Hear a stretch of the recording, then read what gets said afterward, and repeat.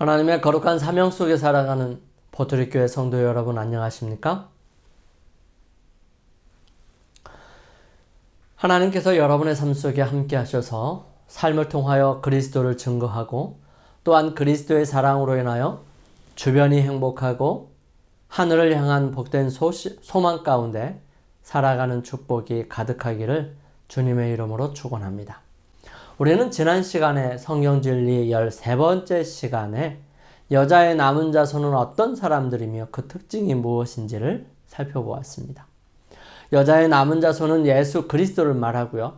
요한계시록의 용이 분노한 사람들의 대상은 그 여자의 씨, 즉 후손, 자손의 남은 자들이라는 사실입니다. 이 사람들이 바로 교회임을 살펴보았습니다. 성경의 교회는 정결한 처녀, 여자와 음녀, 타락한 여자 등으로 나타나고 있는데요. 이것은 정결한 여자는 정결한 교회를, 타락한 여자는 타락한 교회를 뜻함을 볼 수 있었습니다. 또한 이 정결한 여자의 씨는 예수 그리스도이시고 이 예수 그리스도로부터 시작된 교회는 정결한 여자로 그 특징이 하나님의 계명을 지키며 예수의 증거를 가진 사람들임을 살펴보았습니다. 용은 하늘에서 쫓겨난 존재로서 아담과 하와를 꼬셨고 속였던 사단, 옛뱀, 마귀가 같은 존재이고요. 이는 온 세상을 타락시킴으로써 자신의 것이라 주장하고 고집하고 있는데 하나님의 계명을 지키는 사람들로 인하여 끊임없이 하나님의 거룩한 권위를 도전하는 자신의 모습이 드러나므로 그들을 없애고 핍박하였다는 사실을 보게 되었습니다. 그 여자의 씨의 남은 자손에게 그렇게 분내는 이유는 사단 자신이 사람들을 속이고 있다는 사실이 드러나기 때문이고요. 피조물인 사람들이 하나님께 진정한 경배를 드리는 것을 두려워하기 때문입니다. 그 이유를 구체적으로 살펴보기를 원하는데요. 그 여자, 정결한 여자의 씨의 남은 자손의 특징은 하나님의 계명을 지키며 예수의 증거를 가진 자들입니다. 우리는 지난 시간에 하나님의 계명을 지키는 것은 무엇을 의미하고 또 하나님의 계명을 지키지 못하게 하기 위해 사단은 세상에 그의 대리자들을 통해서 어떤 작업을 했는지를 살펴보았습니다. 오늘은 함께 가지고 있는 다른 특성인 예수의 증거는 무엇을 의미하는지 그리고 그 여자의 씨의 남은 자손의 사명은 무엇을 의미하는 것인지를 살펴보기를 원합니다. 하나님의 계명은 출애굽기 20장과 신명기 5장에 나와 있는 하나님께서 돌비에 기록해 주신 10개의 계명을 말하는 것입니다. 사단은 이것을 지키지 못하게 하기 위해 10계명을 바꾸어 버렸죠. 수많은 우상들을 섬겨야 하기 때문에 성인이라고 둔갑시켜서 거기서 절하는 것을 가르치기 때문에 둘째 계명인 우상을 만들지 말고 그것들에게 절하지 말라는 계명을 빼버립니다. 그리고 안식일은 하나님께서 창조주라는 사실을 드러내는 유일한 계명이기 때문에 그것을 없애거나 변경시키면 창조주 하나님이 아닌 다른 신들은 이름과 모습만 바뀔 뿐 모두 자기 자신이기 때문에 그의 작전은 성공하는 듯 하였습니다. 그래서 하나님의 세 번째 계명을 둘째에 놓고 넷째 계명인 안식일을 거룩히 지키라는 계명은 바꾸었습니다. 주일을 지키고. 여기서 주일이라는 것은 주인 주자를 써서 주인의 날입니다. 그러면 주인이 누가 되느냐에 따라 다를 것입니다. 이것은 오직 창조주에게서 떠나 누구든지 경배를 받고자 하는 사람이 주인이 되면 그 날이 바뀔 수 있음을 의미하는 것입니다. 우리는 모두 주님이 바로 예수님이시고요. 창조주 하나님이시라고 말하고 싶지만 그것은 그렇지가 않습니다. 이름과 명칭은 같지만 사상은 전혀 다른 것입니다.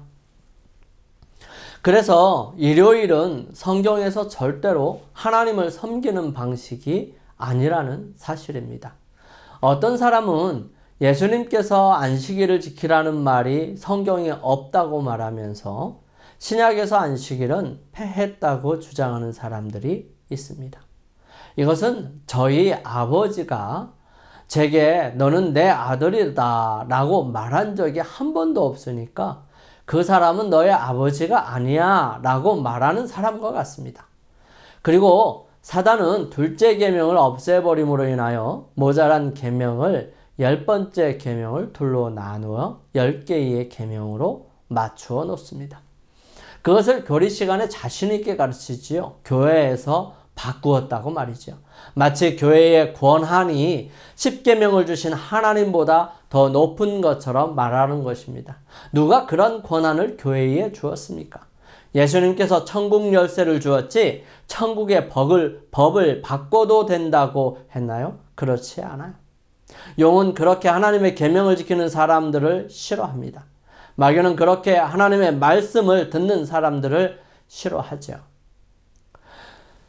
대신에 안식일을 대충 지키는 사람, 하나님의 말씀을 대충 듣는 사람들을 너무너무 좋아합니다. 왜냐하면 자신과 같거든요.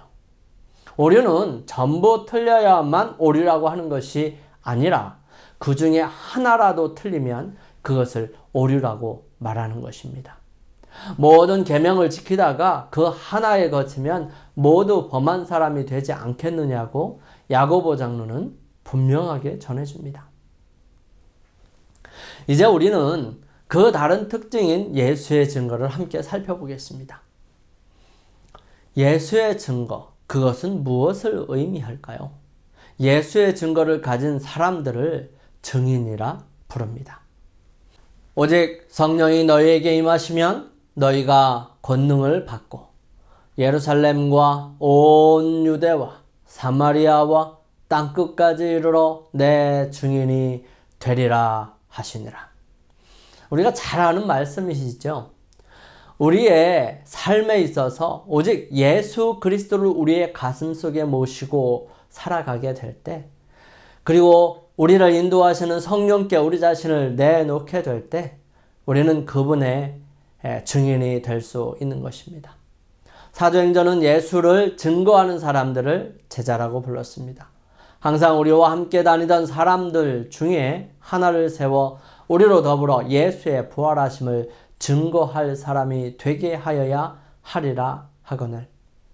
반모섬에 갇힌 사도 바울은 그 이유를 예수의 증거 때문이라고 설명하죠. 나 요한은 너희 형제요 예수의 환난과 나라와 참음에 동참하는 자라. 하나님의 말씀과 예수의 증거를 인하여 반모라 하는 섬에 있었더니 라고 기록하죠. 요한은 여자의 씨의 남은 자손의 특징 중 하나가 바로 예수의 증거라고 말하면서 같은 책 19장에서는 그 예수의 증거를 대언의 영이라고 분명하게 말하고 있습니다. 내가 그 발 앞에 엎드려 경배하려 하니 그가 나더러 말하기를 나는 너와 및 예수의 증거를 받은 내 형제들과 같이 된 종이니 삼가 그리하지 말고 오직 하나님께 경배하라. 예수의 증거는 대언의 영이라 하더라. 대언의 영을 다른 말로 예언의 신이라고 번역 가능하지요. 같은 책 20장에서는 이 예수의 증거로 인하여 힘겨움을 당한 사람들, 죽임을 당한 사람들에 대한 온전한 심판에 대해 기록하면서 이렇게 기록합니다. 또 내가 보좌를 보니 거기 앉은 자들이 있어 심판하는 권세를 받았더라. 또 내가 보니 예수의 증거와 하나님의 말씀을 인하여 목배임을 받은 자의 영혼들과 또 짐승과 그 우상에게 경배하지도 아니하고 이마와 손에 그의 표를 받지도 아니한 자들이 살아서 그리스도로 더불어 1000년 동안 왕노릇하니. 자, 이 내용을 함께 살펴보면서 우리는 몇 가지로 정리할 수 있을 것 같습니다. 첫 번째로 예수의 증거는 부활하심을 증거하는 것입니다. 두 번째로 예수의 증거는 대언의 영입니다. 세 번째로 예수의 증거를 가진 사람들이 심판하는 권세를 받습니다. 이런 여러 가지 특징들을 우리가 함께 살펴보면서 예수의 증거는 예수 그리스도에 대해 증언하는 증거를 가진 사람들이지요. 이런 사람들을 증인이라고 하는 것입니다. 즉 예수 그리스도가 하나님의 아들이라는 사실을 증거하는 것입니다. 이 일을 이루시는 분은 바로 성령님이시죠. 여기에 충실한 사람들이 바로 심판하는 권세를 받게 되는 것입니다. 예수의 증거는 부활하심과 그분이 하나님의 아들이시며 메시아라는 사실을 증거하는 것입니다. 그것이 바로 예수의 증거지요. 저희가 날마다 성전에 있든지 집에 있든지 예수는 그리스도라 가르치기와 전도하기를 쉬지 아니하니라. 사도행전을 통해서 성령의 인도하심을 받고 임재의 하심을 경험한 사람들은 그 성령이 말하게 하심을 따라 방언이든 증거하는 일이든 열심을 다해서 했습니다. 이들이 증거하는 것은 바로 예수께서 그리스도이심을 증거하는 것입니다. 이것은 바로 예수님께서 분명하게 알려주셨고요. 이미 예언되어 있는 모습에 대한 연결을 가지는 것입니다. 이스라엘 백성들, 유대인은 이미 그리스도에 대한 또 메시아에 대한 분명한 인식과 바람, 기대가 있었습니다. 그러므로 그들이 그렇게 기다리던 그리스도가 바로 예수라는 사실을 증거하면 되는데 많은 사람들은 그분의 모습이 그들이 기대하는 바와 달랐기 때문에 거절했던 것입니다. 예수님의 제자들까지도 이 부분에 대해 예수님께서 설명해 주어야 했습니다. 이는 모세와 및 모든 선지자의 글로 시작하여 모든 성경에 쓴 바 자기에 관한 것을 자세히 설명하시니라. 그러므로 이들이 힘있게 전파하게 된 것입니다. 바울은 그가 다메섹에서 눈이 어두워 보이지 않았을 때에 그는 깊이 있게 생각할 때 구약에서 예언된 메시아에 대한 예언들이 어떻게 예수께 이루어졌는지를 확인하게 되었고요. 그가 눈을 뜨고 난 다음에 그는 유대인들에게 확신 있는 기별을 전할 수 있었습니다. 사울은 힘을 더 얻어 예수를 그리스도라 증명하여 다메섹에 사는 유대인들을 굴복시키니라. 그러므로 사울, 그리스어로 바울은 로마에 있는 그리스도인들에게 편지를 보내면서 그는 이렇게 분명하게 말합니다.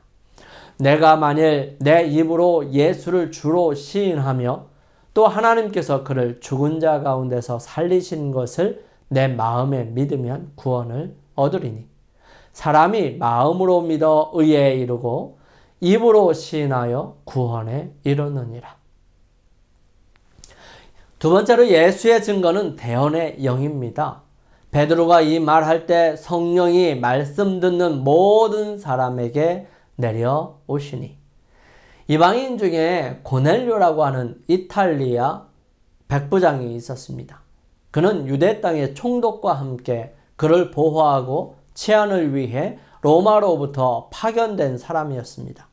그가 유대 땅에서 그들의 삶을 통하여 보여진 하나님을 만나게 되었고요. 그의 마음으로 진실된 신앙으로 하나님께 기도드리며 유대인들을 도와주며 살고 있었습니다. 그가 기도드릴 때에 천사가 나타나 욥바의 피장 시몬의 집에 베드로라 하는 시몬이 있으니 청하라고 정해줍니다. 이때 하나님께서는 베드로에게 환상을 보여주므로 이방인에 대한 편견을 버릴 수 있도록 용기를 줍니다. 그런 그에게 찾아온 고넬료로부터 온 사람들과 다른 형제들과 함께 동행하여 고넬료의 집에 도착하게 됩니다. 이때 들어오는 베드로에게 고넬료는 엎드려 절하죠. 그런 고넬료에게 나도 사람이라고 말합니다. 그리고 이렇게 세우죠. 간단한 인사와 오게 된 연유를 설명한 베드로는 고넬료에게 이렇게 말합니다. 내가 곧 당신에게 사람을 보내었더니 오셨으니 잘하였나이다. 이제 우리는 주님께서 당신에게 명하신 모든 것을 듣고자 하여 다 하나님 앞에 있나이다. 이 고넬료가 그가 모은 많은 사람들 앞에 베드로는 힘있게 예수 그리스도를 증거하는데 이것을 고넬료는 하나님 앞에 있다고 증언하고 있는 것이지요. 이때에 이 상황을 표현한 내용이 바로 성령이 말씀을 듣는 모든 사람에게 내려오신이었습니다. 예수님께서는 이렇게 말씀하십니다. 사람들이 너희를 끌어다가 넘겨줄 때에 무슨 말을 할까 미리 염려치 말고 무엇이든지 그 시에 너희에게 주시는 그 말을 하라. 말하는 이는 너희가 아니요 성령이시니라. 성령의 말을 하는 사람들, 이 사람들이 바로 대언의 영인 것입니다. 예수의 증거를 가진 사람들이지요. 요한계시록에 요한을 통해서 주신 마지막 시대의 그 여자의 씨의 남은 자손의 특징 중에 하나가 성령께서 말하게 하심을 따라 말하는 일들이 있어야 하는 것입니다. 즉 성령이 인도하시는 대로 따라가는 사람, 어린 양이 어디로 인도하든지 따라가는 사람, 이런 사람이 바로 대언의 영인 것입니다. 그들의 입술을 통하여 예수를 주라, 그리스도라, 부활의 주님이시라, 다시 오실 분이시다 증거할 수 있는 것입니다. 여러분과 대언의 영으로서의 모습을 간직하는 사람인지 아닌지를 분명하게 드러내주는 것은 바로 이것이지요. 그러므로 내가 너희에게 알게 하노니 하나님의 영으로 말하는 자는 누구든지 예수를 저주할 자라 하지 않고 또 성령으로 아니하고는 누구든지 예수를 주시라 말할 수 없느니라. 우리가 예수님을 하나님이라 주님이시라 말할 수 있는 것은 오직 성령을 통하여 하는 것이죠. 이런 사람들은 성령께서 증거하시는 어린 양을 따라가는 사람들, 따라 사는 사람들인 것입니다. 이런 사람들은 세 번째로 성도라 하는데요. 그들은 심판하는 권세를 받게 되는 특권을 누리는 것입니다. 또 내가 보좌를 보니 거기 앉은 자들이 있어 심판하는 권세를 받았더라. 또 내가 보니 예수의 증거와 하나님의 말씀을 인하여 목배임을 받은 자의 영혼들과 또 짐승과 그의 우상에게 절하지도 아니하고 이마와 손에 그의 표를 받지도 아니한 자들이 살아서 그리스도로 더불어 1000년 동안 왕노릇하니. 구원받은 성도들은 하나님의 나라에서 함께 심판하는 권세를 받는다는 것, 다스린다는 것 등은 성경에서 드물게 찾아볼 수 있습니다. 예수님께서 마지막 만찬을 하시면서 제자들에게 위로의 말씀과 당부의 말씀을 전하실 때에 이런 보증을 하셨습니다. 너희로 내 나라에 있어 내 상에서 먹고 마시며 또 보좌에 앉아 이스라엘 12지파를 다스리게 하려 하노라. 예수님의 목적은 분명합니다. 우리는 하나님의 자녀요. 그분의 속성을 누리게 하고자 하시는 놀라운 은혜를 가지고 계시다는 것입니다. 그들 세상에 온전히 예수 그리스도를 증거한 사람들에게 주어지는 이 놀라운 특권을 말하는 것이죠. 바울은 분명하게 기록합니다. 성도가 세상을 판단할 것을 너희가 알지 못하느냐. 세상도 너희에게 판단을 받겠거든 지극히 작은 일 판단하기를 감당치 못하겠느냐. 우리가 천사를 판단할 것을 너희가 알지 못하느냐. 그러하거든 하물며 세상 일이랴. 예수님께서 하신 말씀은 그저 지나가는 말씀이 아니라 분명하고 확실한 약속이며 보증이십니다. 예수 그리스도의 증거를 가진 사람들에게 하나님께서 주시는 약속은 바로 이렇습니다. 자기 아들을 아끼지 아니하시고 우리 모든 사람을 위하여 내어주신 이가 어찌 그 아들과 함께 모든 것을 우리에게 은사로 주지 아니하시겠느냐. 예수의 증거를 가진 사람들에게 아버지께서 아들과 함께 모든 것을 주실 것이라는 사실입니다. 여자의 씨의 남은 자손의 사명은 무엇일까요?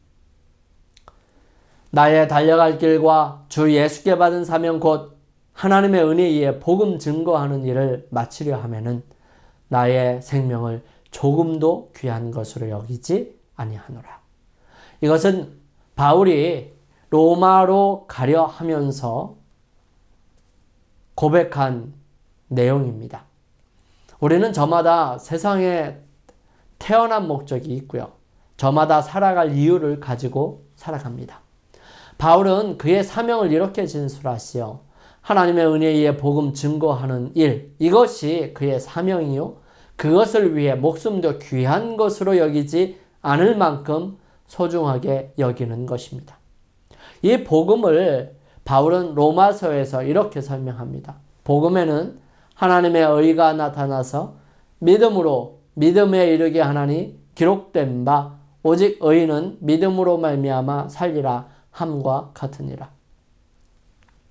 복음에는 하나님의 의가 나타나는 것입니다. 그렇다면 이 의는 무엇을 의미하는 것일까요? 바울은 설명하죠. 그 안에서 발견되려 함이니 내가 가진 의는 율법에서 난 것이 아니요 오직 그리스도를 믿음으로 말미암은 것이니 곧 믿음으로 하나님께로서 난 의라.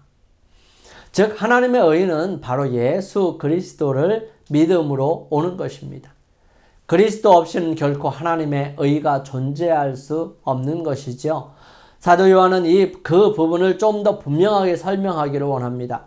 사도 요한은 마지막으로 예수 그리스도의 하나님 되심과 온 만물을 지으신 창조주 되심을 분명하게 하기 위해 말년에 기록한 복음서 요한복음을 이렇게 시작합니다. 태초에 말씀이 계시니라. 이 말씀이 하나님과 함께 계셨으니 이 말씀은 곧 하나님이시니라. 그가 태초에 하나님과 함께 계셨고 만물이 그로 말미암아 지은 바 되었으니 지은 것이 하나도 그가 없이 된 것이 없다고 기록하는 것입니다. 온 만물을 지으신 분이 바로 예수 그리스도시라고 분명하게 밝히고 있습니다. 그는 요한복음을 마무리 지으면서 이렇게 그 복음서를 기록한 이유를 설명합니다. 오직 이것을 기록함은 너희로 예수께서 하나님의 아들 그리스도이심을 믿게 하려 하며 또 너희로 믿고 그 이름을 힘입어 생명을 얻게 하려 함이니라. 죽을 수밖에 없는 사람들에게 가장 복된 소식은 바로 구원을 얻는다는 것이며 영원한 생명을 보장받는다는 것입니다. 그래서 요한은 요한계시록의 복음을 영원한 복음으로 언급합니다. 또 보니 다른 천사가 공중에 날아가는데 땅에 거하는 자들 곧 여러 나라와 족속과 방언과 백성에게 전할 영원한 복음을 가졌더라. 성경에서 천사는 사람으로 나타나기도 하고 하나님의 기별을 전달해주는 사자들을 가리키기도 합니다. 그러므로 요한계시록 14장에 나오는 공중을 날아가면서 복음을 외치는 천사는 천사라고 하기보다는 천사같이 힘있게 외치며 그 영향력을 널리 미치는 복음을 전하는 사람들의 모습을 상징한 것이라고 말할 수 있습니다. 그러므로 예수님께서 말씀하시듯이 성경은 패하지 못하나니 하나님의 말씀을 받은 사람들을 신이라 하셨거든. 말씀을 살펴볼 때에 하나님의 말씀을 전하고 그 복음을 전하는 신속한 사람들, 무리들을 천사라고 표상할 수 있다는 것입니다. 여기 14장은 12장에 언급한 여자와 그 여자가 낳은 아들, 그리고 그것을 싫어하는 용, 남자를 낳은 여자와 용, 그리고 그 여자의 씨의 남은 자손과 용의 관계를 언급하면서 13장에서는 용이 짐승을 통해서 일하는 모습을 조명합니다. 그리고 14장에서는 하나님의 백성들의 모습을 13장과 대조적으로 설명하고 있음을 볼 수 있습니다. 14장은 시온산에선 14만 4천 명의 구원받은 성도들을 설명합니다. 이 사람들은 여자로 더불어 더럽히지 아니하고 정절이 있는 자라 어린 양이 어디로 인도하든지 따라가는 자며 사람 가운데서 구속을 받아 처음 익은 열매로 하나님과 어린 양에게 속한 자들이니 그 입에 거짓말이 없고 흠이 없는 자들이더라. 그들이 이 땅에서 담당했던 귀중한 사명이 바로 요한계시록 14장 6절부터 12절에 기록된 새 천사의 외침인 것입니다. 그 내용을 살펴보면 또 보니 다른 천사가 공중에 날아가는데 땅에 거하는 자들 곧 여러 나라와 족속과 방언과 백성에게 전할 영원한 복음을 가졌더라. 그가 큰 음성으로 가로되 하나님을 두려워하며 그에게 영광을 돌리라. 이는 그의 심판하실 시간이 이르렀음이니 하늘과 땅과 바다와 물들의 근원을 만드신 이를 경배하라 하더라 말씀하십니다. 첫째 천사의 기별은 분명하고 간단합니다. 하나님께 영광을 돌리라. 왜냐하면 심판하실 시간이 다가왔다. 그런데 그 하나님은 다른 하나님이 아니라 꼭 하늘과 땅과 바다와 물들의 근원을 만드신 이를 경배하여야 한다는 것입니다. 이 하늘과 땅과 바다와 물들의 근원 만드신 이는 어디에서 나오는 것입니까? 십계명에 나오는 구절이죠. 두 계명에 나오는 구절이며 단어들이에요. 하나는 두 번째 계명이고 다른 하나는 네 번째 계명입니다. 두 번째 계명에는 이렇게 기록하죠. 너를 위하여 새긴 우상을 만들지 말고 또 위로 하늘에 있는 것이나 아래로 땅에 있는 것이나 땅 아래 물속에 있는 것에 아무 형상이든지 만들지 말며 그것들에게 절하지 말며 그것들을 섬기지 말라. 나 여호와 너희 하나님은 질투하는 하나님인즉 나를 미워하는 자의 죄를 갚되 아비로부터 아들에게 3, 4대까지 이르게 하거니와 나를 사랑하고 내 계명을 지키는 자에게는 1000대까지 은혜를 베푸느니라. 우상을 만들지 말라. 그리고 그것들에게 절하지 말라 하시면서 우상을 만들지 말라는 범위를 말씀하시는 거죠. 위로 하늘에 있는 것이나 아래로 땅에 있는 것이나 땅 아래 물속에 있는 것에 아무 형상이든지 만들지 말라고 말씀하십니다. 그리고 죄를 갚으시는 하나님, 축복하시는 하나님에 대한 부분을 명확히 하십니다. 나를 사랑하고 내 계명을 지키는 자에게는 1000대까지 은혜를 베푸시는 하나님이십니다. 그리고 다음으로 넷째 계명은 이렇게 표현하지요. 안식일을 기억하여 거룩히 지키라. 엿새 동안은 힘써 내 모든 일을 행할 것이나 제7일은 너희 하나님 여호와의 안식일인즉 너나 내 아들이나 내 딸이나 내 남종이나 내 여종이나 내 육축이나 내 문 안에 유하는 객이라도 아무 일도 하지 마라. 이는 엿새 동안에 나 여호와가 하늘과 땅과 바다와 그 가운데 모든 것을 만들고 제7일에 쉬었습니다. 그러므로 나 여호와가 안식일을 복되게 하여 그날을 거룩하게 하였느니라. 왜 우상을 만들지 말 것이냐? 내가 창조주이기 때문이다 라고 말씀하시는 것입니다. 너희는 창조된 것을 창조주보다 높이지 마라. 오직 그 모든 것을 만드신 하나님을 경배하라 하는 것입니다. 여기 또 왜 안식일을 지키느냐? 그 이유를 분명하게 설명합니다. 이날은 내가 너희를 위하여 만든 날이고 나는 이 모든 것을 만든 존재이기 때문이다. 마땅히 내가 너희를 통해서 경배를 받아야 한다. 그렇지만 나는 너희를 복되게 하고 그날을 나와 너희 사이를 분명하게 해주는 거룩하게 한 날이다 말씀하시는 것입니다. 안식일을 기억해서 거룩히 지키라. 그것은 아무 일도 하지 말 것입니다. 그 이유는 다른 것이 아니다. 내가 하늘과 땅과 바다와 그 가운데 모든 것을 만들고 제7일에 쉬었으니까 말입니다. 하나님께서 오직 하나님만을 바라볼 수 있도록 하시는 장치, 그분을 잊어버리지 않도록 하시는 나를 통하여 그분이 창조주 되심을 기억하고 지키고 증거하도록 하신 것입니다. 그런데 이것을 다른 날로 바꾼다는 것은 이 의미를 모두 버리겠다는 것입니다. 여기에는 쉼만 있는 것이 아닙니다. 여기에는 경배가 있는 것입니다. 안식일을 기억하여 지키는 것은 창조주를 경배하는 표시입니다. 예배 날짜를 하나님이 정하셔야지 사람이 정한다는 것은 말이 되지 않죠. 더 나아가서 하나님께서 정한 날을 바꾸는 것이 무엇으로 정당화시킬 수 있을까요? 우리는 그럴 권한이 없습니다. 경배 문제는 하늘에서 쫓겨나는 사건의 핵심이었습니다. 사단, 뱀, 마귀가 하늘에서 쫓겨난 이유는 단 한 가지예요. 그것은 하나님의 경배를 자기가 받고 싶은 하나님과 비기려고 했기 때문이고 자신의 자리를 높은 하나님의 자리에 두고 싶은 마음이 그 결과를 가져오게 된 것입니다. 하나님께서 그룹 천사였던 천사장이었던 루스벨도 아끼지 아니하시고 하늘에서 쫓아내셨는데 우리야 어떨까요? 그 법은 동일합니다. 그것은 온 우주 만물에 동일한 것입니다.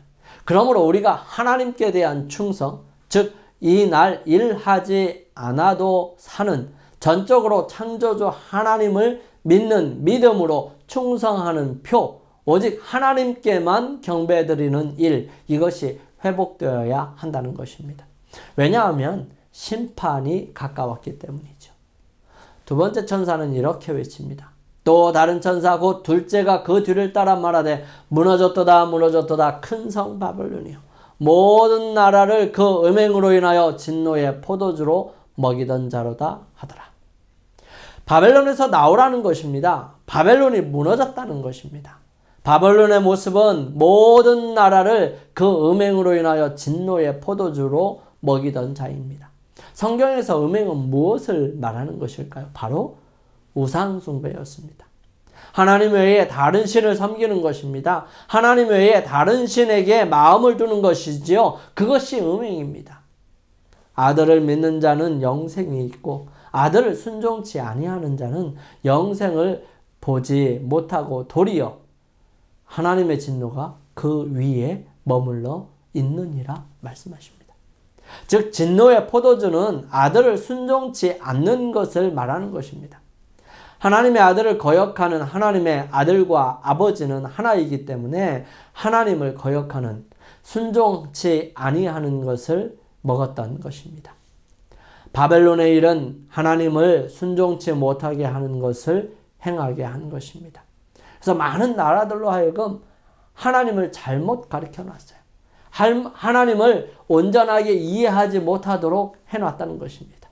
많이 섞어놨어요. 많이 음행하게 만들어놨어요. 너나 할 것 없이 다 섞어놓은 것입니다. 사람들로 하여금 하나님께 순종하지 못하게 하는 일을 바벨론이 한 것입니다. 그 바벨론이 이제는 무너졌습니다. 그러므로 거기서 나와야 합니다. 라고 하는 게 둘째 천사의 기별인 것입니다. 셋째 천사는 이렇게 외칩니다.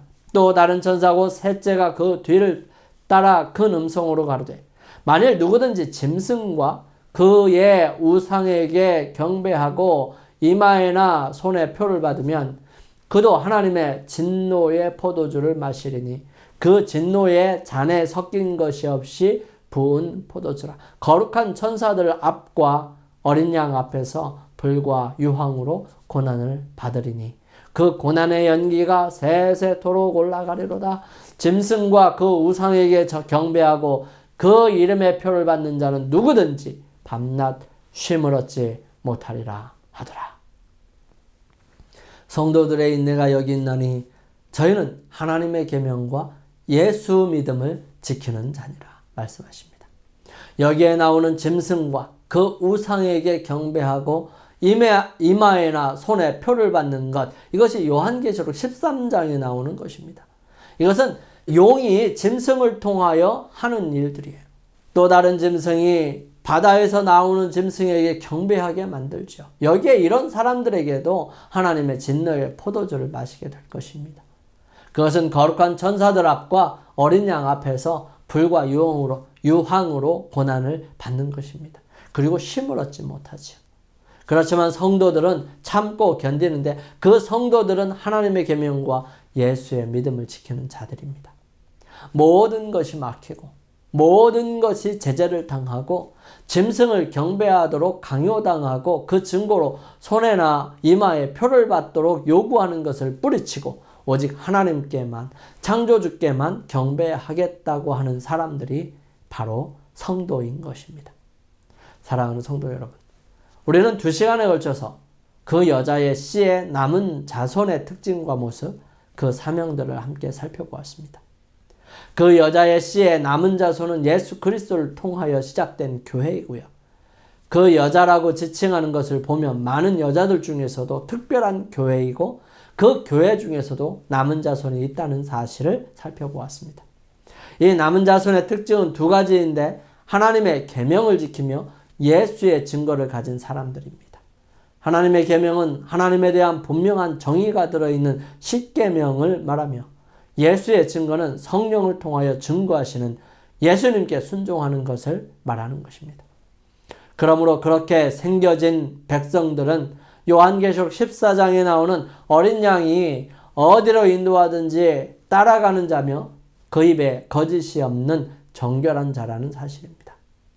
이 남은 자손의 사명은 새 천사의 기별을 힘있게 외치고 전하는 것인데, 새 천사의 기별은 첫째, 하나님의 심판이 가까웠으니 오직 하나님께만, 창조주 하나님께만 경배해야 하는데 그 하나님은 바로 창조주 하나님이라는 사실입니다. 두 번째 천사는 바벨론이 무너졌는데 바벨론의 특징은 그 음행, 즉 우상숭배로 말미암아 모든 나라로 하나님의 진노의 포도주를 먹이던 존재였습니다. 세 번째 천사는 그 존재, 즉 바벨론의 존재는 특별한 일을 경영할 것인데요. 그것은 바로 짐승과 그의 우상에게 경배하고 이마에나 표에, 손에 표를 받게 강요할 것인데, 이렇게 따라가거나 허락하는 사람들에게는 이 바벨론과 함께 멸망하고 밤낮 쉬물어지 못하게 될 것이라고 경고하는 메시지입니다.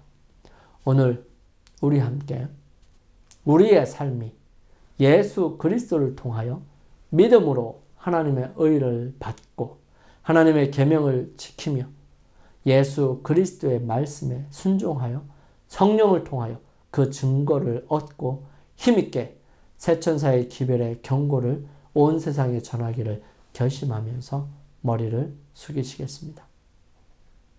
예수 그리스도로 시작된 교회의 남은 자손으로 하나님의 계명을 지키고 예수의 증거를 가진 사람으로 세상의 경고의 메시지인 새 천사의 외침을 소리 높여 전하기로 결심합니다. 함께 하셔서 이루어 주옵소서. 우리 개인 기도 하시겠습니다. 사랑의 아버지 하나님, 저희들을 남은 자손으로 불러주셔서 감사합니다. 주님, 남은 자손의 특징은 하나님의 계명을 지키며 예수의 증거를 가진 사람들입니다. 사랑의 아버지 하나님, 저희들 여자의 남은 자손으로 사명을 감당하기를 원합니다. 그 사명은 온 세상에 영원한 복음을 전하는 것인데, 그 영원한 복음은 창조주 하나님을 경배하라는 것이고, 바벨론은 무너진다는 사실이고, 또 표를 받지 말아야 하는데 표를 받는 사람은 바벨론과 함께 쉼을 얻지 못할 것이라고 말하면서, 성도는 인내를 가져야 하는데 그 인내는 하나님의 계명을 지키고 예수의 증거,